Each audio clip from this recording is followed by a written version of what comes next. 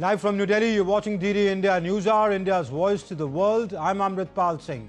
Coming up in the next 1 hour, Prime Minister Narendra Modi addresses the closing ceremony of the second WHO Global Summit on Traditional Medicine. WHO Chief Tedros hails Prime Minister Modi's leadership in promoting traditional medicine. Russian President Vladimir Putin says the ball is now entirely in the court of the West and Ukraine to end the conflict. EU leaders agree to provide Ukraine with a loan of 90 billion euros. Zelensky says the deal will strengthen Ukraine's resilience.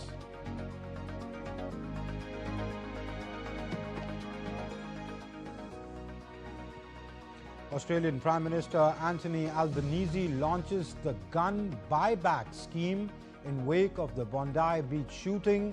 It is the largest buyback since 1996 Port Arthur massacre.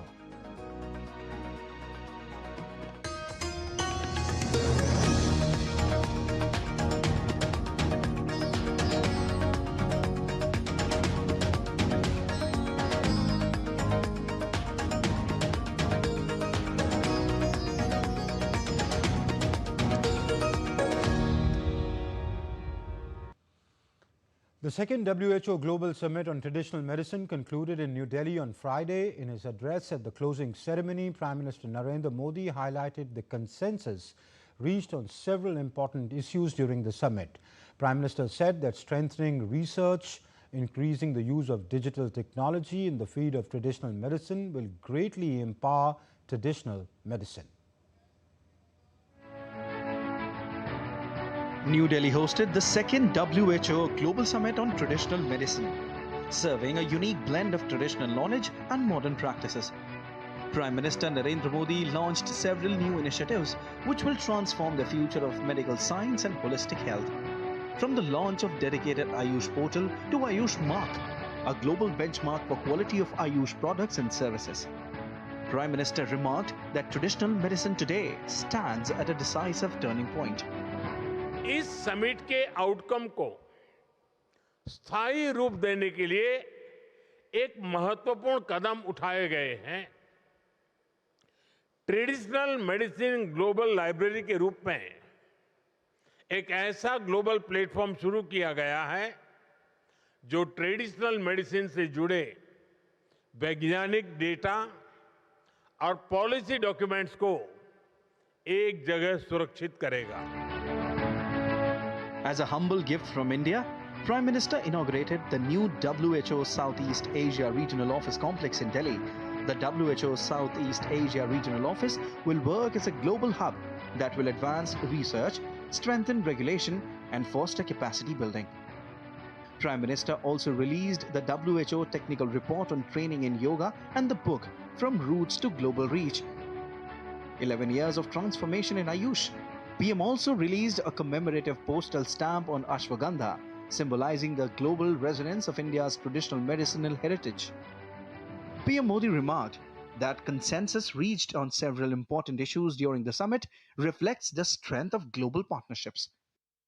हम BIMSTEC देशों यानी दक्षिण और दक्षिण पूर्व Asia में हमारे पड़ोसी देशों के लिए एक सेंटर ऑफ एक्सीलेंस स्थापित कर रहे हैं। दूसरा, हमने जापान के साथ एक कोलैबोरेशन शुरू किया है।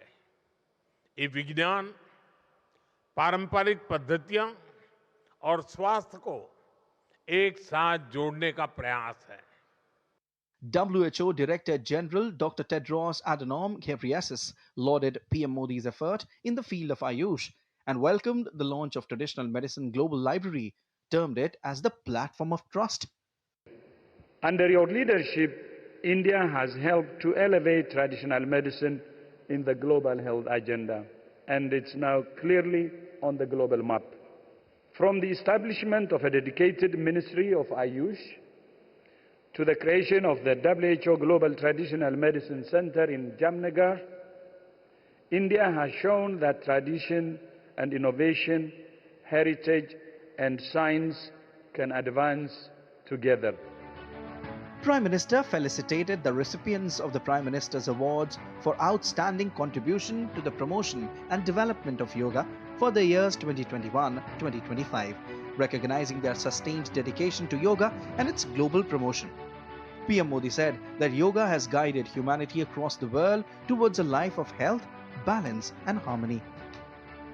It's wonderful that the traditional medicine is being supported by the government of India. We're very appreciative from all around the world that there is support from India for this. I compliment specifically Prime Minister Modi and India for taking this leadership role, both in hosting the WHO Global Summit on Traditional Medicine, but more importantly, supporting the building of the Global Center for Traditional Medicine in India. This is amazing. Prime Minister also emphasized that when tradition and technology come together, the capacity to make global health more effective increases significantly, and therefore the success of this summit holds great importance from a global perspective. Prime Minister underlined that restoring balance is not just a global cause but a global urgency, and he called for faster steps to address it. With inputs from Siddharth Bharadwaj, Tripti Tripaঠি's report for DT India. The winter session of Parliament has concluded after 3 weeks of intense legislative activity and marathon debates. From landmark insurance and nuclear energy reforms to detailed discussions on electoral reforms and the 150th anniversary of Vande Mataram, the session witnessed high productivity in both houses. Here are some of the highlights of the winter session of Parliament by our correspondent Debyendu Mondal. The winter session of India's Parliament was held from December 1 to December 19, 2025, with both houses functioning for 15 days. This session recorded high productivity, functioning for nearly 92 hours, with a productivity rate of over 121%. Members displayed enhanced cooperation, with the House sitting beyond scheduled hours and even skipping lunch recess on multiple occasions to complete legislative business. Parliamentary engagement was reflected strongly in debates and discussions. Both houses spent over 40% of the time on deliberations, driven largely by special discussions on the 150th anniversary of the national song Vande Mataram and electoral reforms. The upper house, that is the Rajya Sabha alone, 82 members participated in a two-day discussion on Vande Mataram, and over 65 members of the Lok Sabha participated in this debate. While 57 members contributed to a three-day debate on electoral reforms from the upper house, 59 members contributed from the lower house. इस सत्र में सभा की उत्पादकता 111% रही. The Rajya Sabha also saw a sharp rise in zero-hour activity. An average of over 84 notices were submitted per day, a significant increase compared to previous sessions, with more than 15 matters taken up daily. Private members' business also saw strong participation, with 59 private members' bills introduced in the upper house. The session which ended today was very productive one. I hope that in the coming sessions also we will have more fruitful debates. ये 2025 का winter session देश के लिए बहुत productive session रहा है. नरेंद्र मोदी जी का reforms express बहुत तेजी से आगे बढ़ा है और उसको आगे ले जाने में ये शीतकालीन सत्र बहुत बड़ा काम किया है. On the legislative front, several key bills were passed during the session. The Sabka Bima Sabki Raksha Bill 2025, which allows 100% foreign direct investment in Indian insurance companies, was passed by both houses. Another major legislation, the Nuclear Energy Bill 2025, replaced decades-old laws governing atomic energy and nuclear liability in India. The government also introduced the Viksit Bharat Guarantee for Rozgar and Ajivika Mission Grameen Bill 2025, proposing to replace Manrega and increase guaranteed rural employment from 100 to 125 days annually. The winter session of Parliament has come to a close, and this winter session of 2025 is going to go down in history as one of the most productive one in the recent times, with productivity being recorded at over 100% and key legislation being passed in this particular winter session of Parliament. This time around, the Parliament session has been one of the successful ones in the recent memory. From the Parliament complex in New Delhi, this is Debyendu Mondal for DD India. And moving on to some international news now, Russia has signaled the conditional readiness to end the war in Ukraine, with President Vladimir Putin saying that Moscow would halt fighting if its security guarantees are met, while questioning Kyiv's readiness for peace. European Union leaders have agreed to a 90 billion euros defense support for Ukraine, even as the conflict shows new reach, with Ukrainian drones striking a Russian tanker deep in the Mediterranean Sea. With negotiations and military action unfolding side by side, prospects for peace remain unclear. DD India's Nishchoy Roy reports. As efforts intensify to end the nearly 4-year-long Ukraine conflict, Russia has signaled conditional readiness for peace. At his annual press conference on Friday, Russian President Vladimir Putin said Moscow would stop the war immediately if it receives security guarantees, adding Russia has no plans to attack Europe. It was Western politicians who created the current situation with their own hands and continue to escalate it. They constantly say that they are preparing for a war with Russia, but you personally have been living here in Russia for years.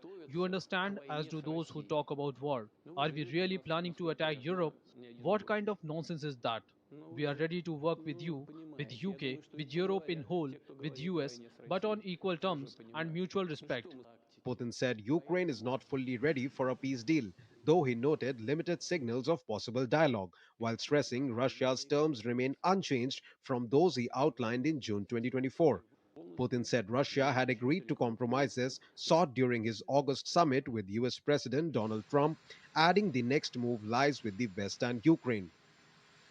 It is entirely incorrect and unfounded to claim that we reject anything.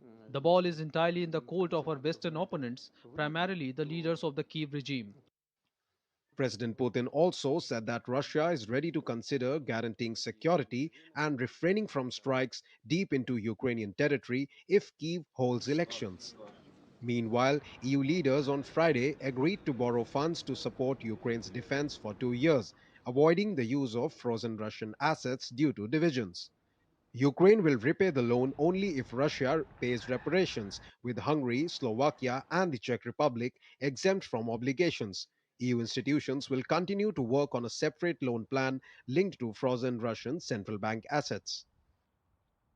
The member states have agreed to finance the Ukraine through EU borrowing on the capital markets for an amount of 90 billion euros for the next 2 years.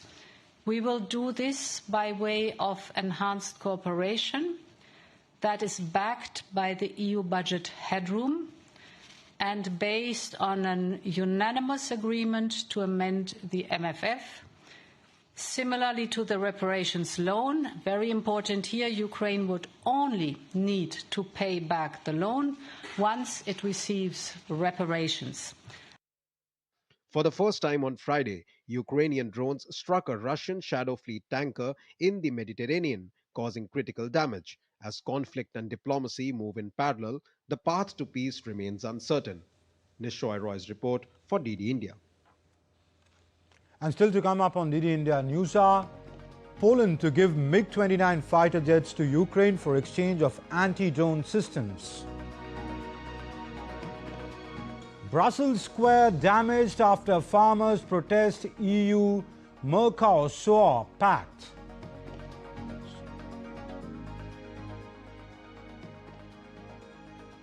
Dutch Foreign Minister tells DD India that Netherlands is enhancing defence cooperation with India.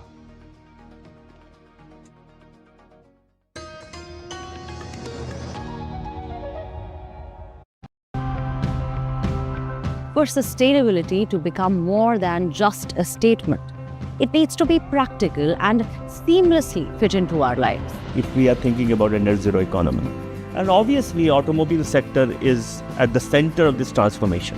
Instead of buying new vehicle, if I can retrofit and upgrade my existing vehicle, environmentally speaking, it is superior. Zero waste means repair, reuse, analyze. We realized that if women became involved in decision making and generated income, the whole family would benefit. Before, we needed a lot of manpower to handle the waste. But now, with the conveyor belt, It converts the waste into electricity, powering 2 farms.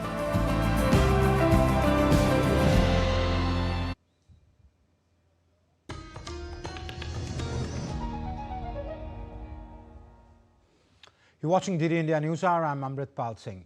Ukrainian President Volodymyr Zelensky met Polish President Karol Nawrocki for the first time since Nawrocki took office in August, highlighting closer regional security ties. Nawrocki said that Poland, Ukraine and regional partners are aligned on strategic security cooperation and suggested a possible swap of Polish MiG-29 fighter jets for Ukrainian anti-drone technology. Zelensky said that Ukraine could offer Poland consultations on drone defense and maritime security, adding that he invited Nawrocki to visit Ukraine to showcase its defense manufacturing capabilities. Today, Ukraine has the most advanced technologies for protecting people's lives and the strongest capabilities for producing weapons. Weapons that are modern, that are effective, and I offer Poland all this experience. We talked about this today with the President. We will continue these contacts. We want to use all this experience in solidarity to strengthen our states, our region, our Europe. Ukraine offers Poland consultations on protection against drones. We know how to deal with each of these existing types of drones. Damage remained visible around the European Parliament in Brussels on Friday after farmer protests against EU-Mercosur free trade agreement turned violent. Paving stones, uprooted poles and destroyed barriers littered the area as cleaning crews worked to clear debris. About 7,000 protesters, mostly farmers, gathered during Thursday's EU summit, with clashes erupting after demonstrators threw potatoes and rocks and smashed windows.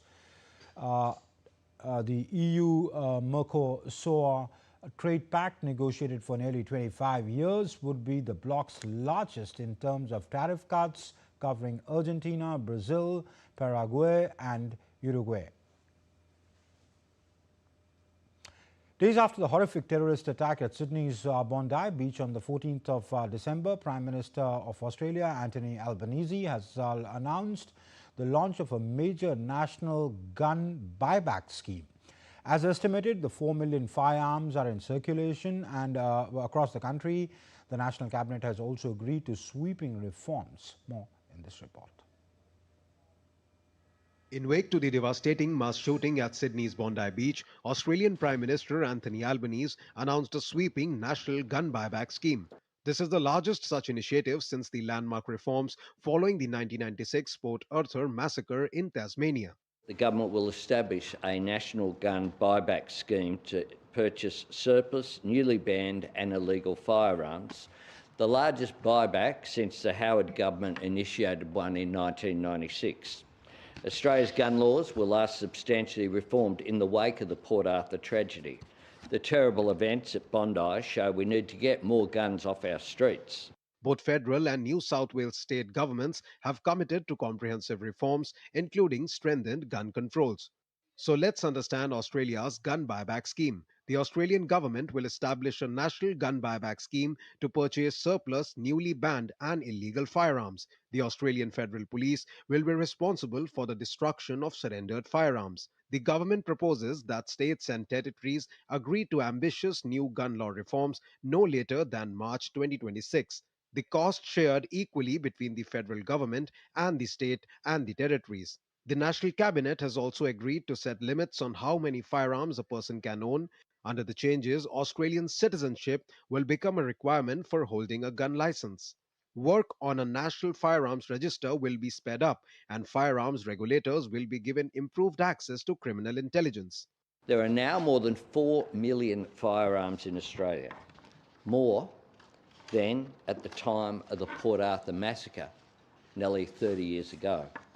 The government will introduce legislation to support the funding of this buyback scheme and meet the costs on a 50-50 basis with states and territories. We expect hundreds of thousands of firearms will be collected and destroyed through this scheme. A makeshift memorial near the beach has become a focal point for grief, adorned with flowers, candles and personal tributes.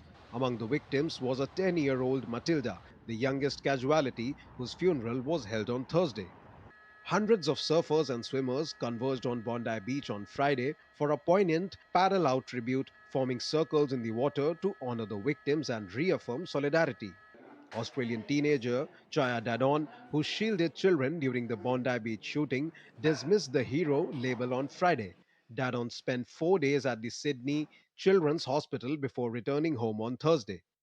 I went under surgery and Baruch Hashem, it went well and they got the bullet out. And I'm walking on crutches now and I'm living my life to the fullest for the people who couldn't in that situation. The tragedy unfolded on December 14 when a father and son duo opened fire on crowds gathered to celebrate Hanukkah, the Jewish festival of lights, killing 15 people and injuring dozens more. Bureau Report, DD India. U.S. President Donald Trump signed an order recommending the loosening of federal regulations on marijuana, a move that could further reverse decades of tough-on-weed policy. Trump's order directs his Attorney General to quickly move ahead with reclassifying marijuana, according to senior administration officials, a process which could lead to psychoactive plant being listed alongside common painkillers, ketamine and testosterone, as a less dangerous drug. Such a decision would represent one of the most significant federal changes to marijuana policy in decades. The UN interim force in Lebanon, or the UNIFIL peacekeeping forces, carried out patrols near the Ras al-Nakhura.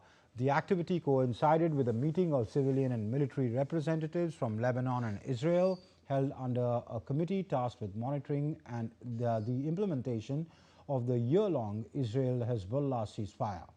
This marked the second time civilian representatives from both countries participated in committee talks, which also included officials from the United States, France, and the UN. Members of the Central African Armed Forces, or the FACA, prepare to be deployed ahead of a quadruple set of elections scheduled for December 28th. The deployment of troops aims to strengthen FACA personnel in order to better secure the electoral process in the area alongside UN peacekeepers. External Affairs Minister Dr. S. Jaishankar met with his Dutch counterpart David Van Wiel in New Delhi on Friday. Both leaders held productive discussions on India and Netherlands bilateral cooperation, including trade, defense, shipping, water, agriculture, health and culture. They also discussed new opportunities in semiconductors, talent mobility and renewables. In his remarks, Dr. Jaishankar stated that India counts on Netherlands' support in its negotiation with the EU on the free trade agreement. We value our relations with the Netherlands enormously, bilaterally as well as a key player of the European Union. Today, as we meet, we will recognize that a number of important agreements have been reached in the last few months, which have added more dimensions to our cooperation. We also count on your support as we are moving to what I hope is a decisive phase in our negotiations with the European Union on the free trade agreement. And the Dutch foreign minister spoke with DD India. He said from co-developing defense platforms and sharing advanced systems to aligning on supply chain resilience and energy transition projects, the Netherlands is emerging as a key European partner of India's pursuit of strategic balance and self-reliance. DD India's Jessica Taneja spoke with the Dutch foreign minister. Listen in. Dutch Foreign Minister David Van Wiel is on a visit to India. He's met with his counterpart, Dr. S. Jaishankar, the National Security Advisor, Ajit Doval. He's here with us in the national capital. Thank you for speaking to DD India. Tell us about the India-Netherlands defense engagement that we're seeing right now in terms of co-production to technology sharing. A letter of intent was exchanged. With Netherlands' shared concern in the Indo-Pacific related to certain territorial transgressions, where do you see this partnership evolving in hard security domains? So indeed, we signed a letter of intent on the field of security and defense. It is because we share a lot of interests. We are two countries that are prone to the rules-based international order, that adhere to the freedom of passage on the high seas, which has built our nations and has made them great in trade. And those values are under pressure. So naturally, we find each other as partners there. We joined your Indo-Pacific Ocean Initiative. Our Deputy Chief of the Naval Staff will come to India in February to discuss the regional issues and developments, and there will be a Dutch naval ship visiting Kochi in May of 2026. So a lot of developments on the practical side, but I also visited one of your shipyards, the Mazagon shipyard, to see where all your naval vessels are built and to see if we can tighten industrial collaboration as well. As India and EU near the finish line when it comes to the FTA negotiations, now Netherlands is a key voice within the EU. And how does it view India's insistence on balancing its strategic autonomy with open trade?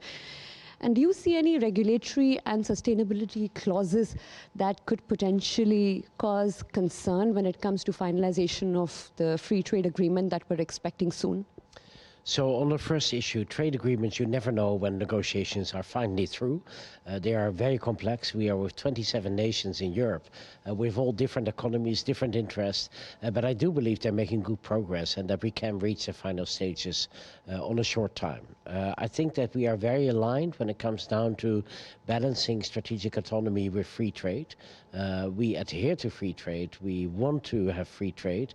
At the same time, we see players in the world that are less open or less open to having a win-win situation in trade. So balancing that, making sure that we don't have single dependencies, that we diversify our supply chains is definitely an objective that both the EU and India share.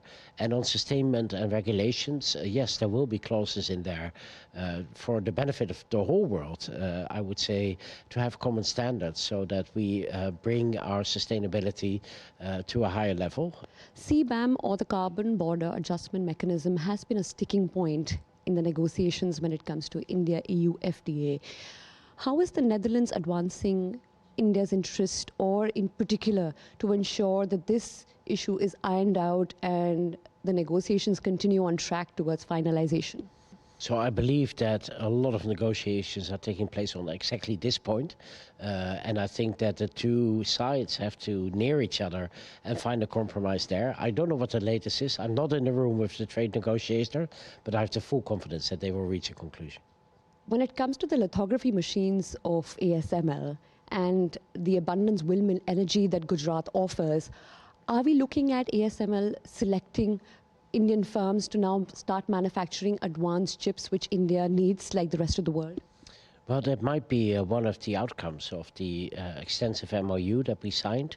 The MOU sees in different areas potential for growth of that relationship, so in the field of research and development, in the field of talent development, but we also noted the wishes of the Indian side to have more production facilities in India. So that was the visiting Dutch Foreign Minister speaking to my colleague in the national capital this evening. And still to come up on DD India Newshour, a discussion with a special guest on the show on India's role in promoting traditional medicine.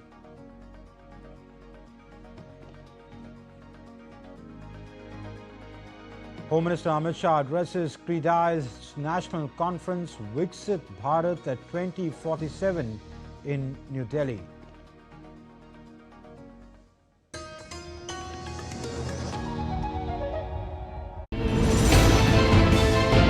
Geopolitics and trade deals.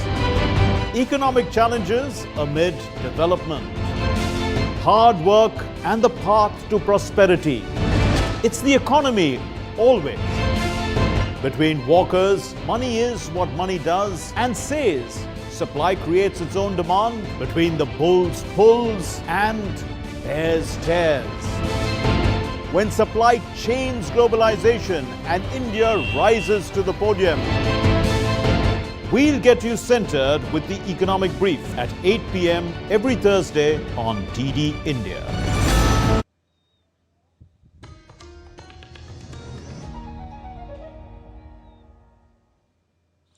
You're watching DD India Newshour. I'm Amritpal Singh. Prime Minister Narendra Modi will undertake a visit to West Bengal on the 20th of December. The Prime Minister will lay the foundation stone and inaugurate national highway projects at the Ranaghat in Nadia district. He will also address a gathering on the occasion. Prime Minister will inaugurate and lay the foundation stones of two national highway projects worth around 32,000 crore rupees. The projects will serve as a vital connecting link between Kolkata and Siliguri. The Prime Minister will inaugurate the 66.7-kilometer long four-laning of the Bara Jaguli Krishna Nagar section of NH 34 in Nadia.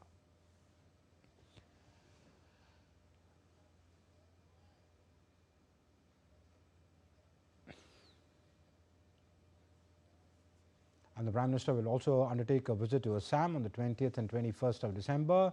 On Saturday, the Prime Minister will undertake a walkthrough and inaugurate the new terminal building of the Lokpriya Gopinath Bardoloi International Airport in Guwahati, marking a transformative milestone in Assam's connectivity, economic expansion and global engagement. The Prime Minister will also address a gathering on the occasion. The newly completed integrated new terminal building, spread over nearly 1.4 lakh square meters, is designed to handle up to 1.3 crore passengers annually, supported by major upgrades to the runway, airfield systems, aprons and taxiways. The terminal sets new benchmarks in passenger convenience and digital innovation. India's first nature-themed airport terminal, the airport design draws inspiration from Assam's biodiversity and cultural heritage under the theme Bamboo Orchids. And to talk about the role traditional medicine plays in our daily lives and what transpired at the second WHO Traditional Medicine Global Medicine Summit, which the Prime Minister addressed this evening along with the WHO Chief. I'm joined on the show by Mona Lisa Das. She's the Joint Secretary. She's a Joint Secretary in the Ministry of Ayush. Thank you, Ms. Das, for being on this show. First of all, let me begin by asking you, the Prime Minister says that, the traditional medicine will provide a holistic health to the country along with modern medicine. This is a sentiment the WHO chief also echoed. The various initiatives taken under the Ayush Ministry, is that having effect? What is your experience in a country as large as ours? In the traditional medicine sector, indeed, India is a lead country. And this second global summit on the traditional medicine sector, this is a great initiative. This is held for the second time, and the first one was held in 2023. And in this summit, more than 110 countries, they participated, and 800 people, they participated physically, and 20,000 people, they participated virtually. And the biggest thing is, like in the ministerial roundtable, 27 countries, they participated. And I can say that, 27 ministerial health ministers of various countries, and the vice ministers, they participated in this event, which is a very big achievement. And so far as the speech of Honorable Prime Minister is concerned, Honorable Prime Minister, he gave a global call for the traditional medicine consortium for the evidence generation, which is a very basic requirement for the traditional medicine sector, ensuring research funding and multilateral research center. So this will definitely give a boost to the research sector, and especially for the youngsters, to come and to participate in the traditional medicine sector. And also, Honorable Prime Minister spoke about the ashwagandha, the revered drug of India. Okay, Ms. Dash, we'll come to what the Prime Minister spoke about and the various initiatives that were announced today. Let's do that one by one. You said He spoke about a global repository of knowledge on traditional medicine, a global consortium. But given that there were delegates from other countries and the WHO chief was there, do you think there is increasing awareness in the world about the use of traditional medicine or its value, given that modern medicine is something which dominates our health sector? Yes, but with time, all of us, we want to lead a more natural life. And to follow, the natural medicine. Given a choice, everyone intends to have the natural medicine and try to get relieved of the health issues. So definitely the entire world is turning towards, the traditional medicine sector and try to, but only requirement, basic requirement here is, the efficacy and the research behind that medicine. So that is that thing is actually addressed in this summit, so that people have the access to safe safe medicine, and having the efficacy of the medicine is proved. And that's why the Prime Minister launched an initiative like the traditional medicine mark. That means a certain kind of a marking on it, which could have a certain gold standard and which could be used worldwide. Yes, the IUS mark was also launched today, and it is a quality assurance. Actually, it will give a quality services to the people in India as well as to people who are staying outside. So anyone wants to avail the traditional medicine services, they should be sure that they are availing quality treatment and traditional medicine services. So this IUS mark will definitely give a boost to the traditional medicine sector in offering quality services to the people. Okay. Dr. Tedros Ghebreyesus, the WHO chief, welcomed the launch of the traditional medicine library, and he said that this is going to be a platform of trust. What did he really mean by that? See, traditional medicine, especially in India, I would say it is more than 1,000 years old. Lot of it's a good repository, but the repository has to be consolidatedly to be made available somewhere. So this initiative, actually, it will bring all the research publications that is happening across the globe in all the traditional medicine sector, not only in Ayurveda, Siddha and Unani, so that anyone wants to carry out research in this sector, they have authentic data in a single pooled form. So this is a great initiative which is inaugurated today jointly by Honorable Prime Minister and DGWHO. The Prime Minister also spoke about the role yoga plays, how India has been leading. We all know the yoga movement and how the UN recognizes the International Yoga Day, how it brings balance, harmony and health in an individual's life. Today, awards were given for the recipients of the Prime Minister's Award for outstanding contribution to promotion and development of yoga. They were facilitated by the Prime Minister himself. How long a way it goes in making yoga really a people's movement? See, India's basic principle, Vasudhaiva Kutumbakam. So all the world is one family, and yoga is a treasure of India. So if you follow that principle, then every human being, residing on this earth should be benefited by this yoga. And this potential of yoga was recognized, especially given a big boost by our Honorable Prime Minister. And this PM Yoga Award is being given to individual as well as the institutions. So, and this award is not only restricted to India. The awards are also given to the international individuals and research.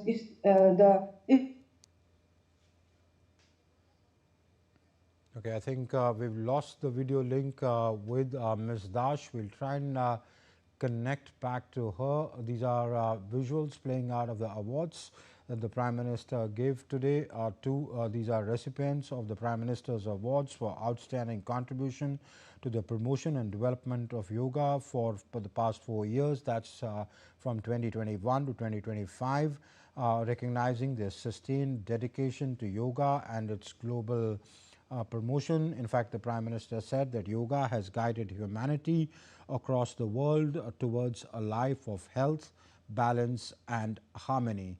So these awards, as Ms. Dash was saying, are not just given to the Indians working in the field of yoga, but also organizations and individuals internationally. So we are not getting the link back with Ms. Dash for some reason. We'll move on for the moment to other news. Union Home Minister Amit Shah on Friday addressed the Confederation of Real Estate Developers Association of India in New Delhi. Addressing the conclave, he said that the government aims to make India the world's leading nation across all sectors by 2047, marking 100 years of independence. The minister talked about India's growth in urbanization and also highlighted major infrastructure initiatives such as Bharatmala, Sagarmala and the National Infrastructure Pipeline that have strengthened connectivity and urban development. Bharat में शहरीकरण 1/5 से बढ़कर हम 1/3 तक पहुंच चुके हैं। 2035 तक वो 40% होगा और जब हम आजादी की शताब्दी मनाएंगे 2047 में, तब देश की 50% आबादी शहर में रहती होगी। ये आपके क्षेत्र का बहुत बड़ा पोटेंशियल दिखाता है और लगभग 50% आबादी जिस क्षेत्र में रहती हो, अर्बन क्षेत्र में, इसके हाउसिंग की व्यवस्था का जिम्मा आपके सिर पर है। Commerce and Industry Minister Piyush Goyal held a press conference in New Delhi on Friday on the India-Oman Comprehensive Economic Partnership Agreement. Under Prime Minister Modi, we've done 6 FTAs. 22nd February 21 with Mauritius, 18th February 22 with UAE, 2nd April 22 with Australia, the first phase, 10th March 24 with the 4-nation EFTA, 24th July 2025 with the UK, only a few months ago, and 18 December 2025 with Oman. Clearly demonstrating that India's thinking, his mind, approach is totally transformed. The minister highlighted investment opportunities for India and Oman. There's a lot of interest in Oman to collaborate with India because they have large land bank in Oman where we can invest, get green energy to convert to green hydrogen or green ammonia for onward export to the rest of the world, which will provide Indians an opportunity. There's a huge amount of potential for locating in Oman the processing of their large volumes of marble. And I must tell you, the Omanis business persons are very excited about collaborating and cooperating with India. Let's now take it to other stories making the news. The Delhi Development Authority has opened the lush green lawns of Asata Park in Delhi for hosting socio-cultural events, offering a new scenic venue at the heart of the city. All bookings will follow strict environmental and regulatory safeguards to enhance public engagement with the Yamuna while preserving its ecological character. The Ayushman Bharat Pradhan Mantri Jan Arogya Yojana has been integrated with the Gujarat government's Mukhya Mantri Amrutam Yojana. The state government has now covered more than 12 million families under the scheme across the state, ensuring that no citizen is deprived of essential medical care. Under the Civic Action Program, the Border Security Force organized a cricket tournament in Budgam district of Jammu and Kashmir. The event was organized to boost local talent and promoting sportsmanship, physical fitness and positive youth engagement. Officials also gave sports equipment to 8 participating teams and to encourage sustained involvement in sports activities. And still to come up on DD India Newshour, Chile moves to create a national park at the edge of the world. Bank of Japan raises benchmark rates to highest in 30 years.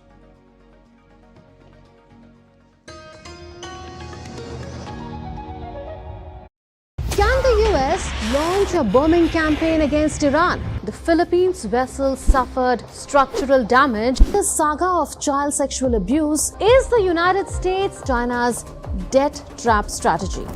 Truth is stranger than fiction. But sometimes hard to uncover.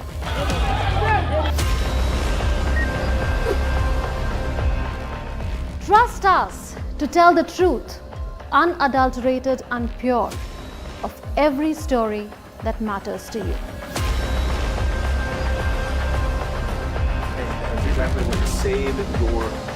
You read between the lines, cut the clutter, and connect the dots to get you the full picture.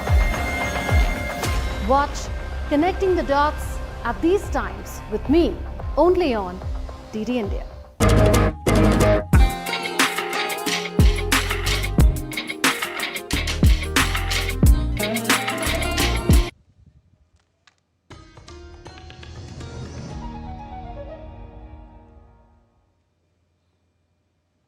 Welcome back. You're watching DD India Newshour. I'm Amritpal Singh. Let's talk about Bangladesh. Bangladesh witnessed widespread protests on Friday following the death of Inqilab Manch leader Sharif Osman Hadi. Protests broke out nationwide as news of his death spread, with students, participants of the July uprising, and activists taking to the streets. Security was tightened ahead of his repatriation of his body, that's Hadi's body, which arrived in Dhaka on Friday evening. Demonstrations are expected to continue, with protesters demanding justice for Hadi and accountability for those responsible for his death. Chile is preparing to create a new national park at the southern edge of America's to protect endangered wildlife and fragile sub-Antarctic ecosystems. The proposed Cape Froward National Park would cover about 150,000 hectares of Brunswick Peninsula, featuring forests, wetlands, glaciers, and coastline along the Strait of Magellan. The park would be first located within the Punta Arenas, Chile's southernmost city, and is expected to support sustainable economic development. Plans include hiking trails, camping areas, and basic tourist facilities. Well, business updates now. The Bank of Japan has raised interest rates on Friday to levels unseen in 3 decades, taking another landmark step in ending decades of huge monetary support and near zero borrowing costs. As widely expected, the central bank raised short-term interest rates to 0.75% from 0.5% by a unanimous vote. The first increase since January came hours after the official data showed the country's core inflation rate held steady in November, but still well above the policymakers' target. The bank began hiking rates from below zero in March last year, as figures signaled an end to the country's lost decades of stagnation, with inflation surging. Let's now take a look at some sports news. Well, Brisbane Heat pulled off a stunning win in the Big Bash League, chasing down a huge target of 258 against the Perth Scorchers. What makes this win special is that it's being called the highest chase ever in BBL and the third biggest in 2020 cricket worldwide. Jack Wildermuth was the hero, staying unbeaten on 110 runs from 54 balls and hitting the winning shot. Matt Renshaw played a big role, smashing 102 from 51 balls to keep the chase alive. Earlier, Perth Scorchers had set a massive score of 257 for 6, thanks to quick 50s from Finn Allen and Cooper Connolly. But Hart's powerful batting proved too strong, giving fans one of the most thrilling matches in the league's history. Devon Conway compiled his highest test score to help New Zealand declare their innings at a massive score of 575 for 8. Conway scored a brilliant 227 with Rachin Ravindra contributing a crucial 72 not out. But the West Indies came up with a strong response to their massive score, reaching 110 without a loss in when stumps were drawn. The West Indies responded with a strong start in their first innings as they reached 110 for no loss at the stumps on Friday. Brandon King reached 55 not out, while John Campbell was batting on 45 not out at the end of day 2. And Sri Lanka have removed Charith Asalanka from his leadership duties with just months before the start of the prestigious ICC 2020 World Cup 2026. Charith Asalanka has been removed with immediate effect by Sri Lanka Cricket Board. Dasun Shanaka has been appointed skipper of the preliminary 25-member squad for the upcoming 2020 World Cup. Selection chief Parmodya Vikramasinghe cited Asalanka's poor batting form and Shanaka's experience from 3 previous World Cups as key factors. Sri Lanka will face Australia, Ireland, Zimbabwe and Oman in the tournament beginning the 7th of February. Australia tightened its grip on the Ashes with Head's heroics. Travis Head lit up Adelaide with a sparkling unbeaten 142, steering Australia to 271 for 4 at the stumps in the 3rd test.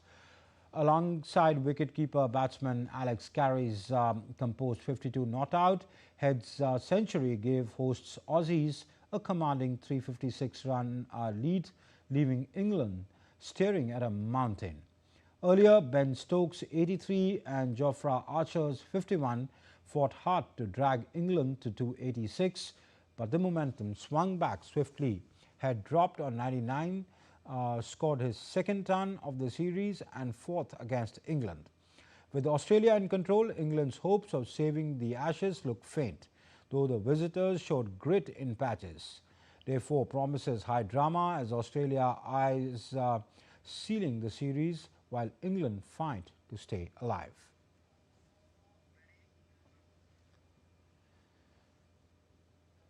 Napoli booked their place in the Super Coppa Italiana final with a 2-0 win over AC Milan in Riyadh. David Neres struck before halftime, capitalizing on Rasmus Højlund's pressure, while the on-loan strikers sealed victory with a sharp finish midway through the second half. Antonio Conte's side controlled the tempo, limiting Milan's clear chances of showing a clinical edge in front of the goal. Højlund's 7th goal of the season highlighted his growing influence as he led Napoli in shots, touches and duels. Neres' opener carried historic weight, becoming only the 2nd Brazilian to score for Napoli in this competition. The Serie A champions now await Bologna or Inter in December 22 final, aiming to extend their domestic dominance. Former Norwegian coach and defender Age Hareide passed away at the age of 72. It was announced in November that the ex-Norway and Denmark manager had been diagnosed with brain cancer.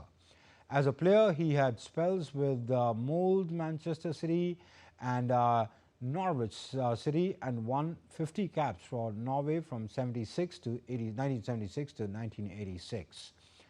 Hareide was in charge of Denmark from 2016 to 2020, guiding them to the last 16 stage of the 2018 World Cup. His last job was coaching Iceland before retiring in November last year. And that's it in this edition of DD India Newshour, but do let us know your thoughts on the news of the day. For those on the go, you can get all the latest news and updates from India and across the world on DD India's mobile app. The app is available on both Android and iOS platforms. Scan the QR code on your screen to download now. We'll be back with more news as it breaks here on DD India. I'm Amrit Pal Singh. From my entire team here in Delhi, thank you for watching DD India Newshour. Take good care of yourself. Bye-bye.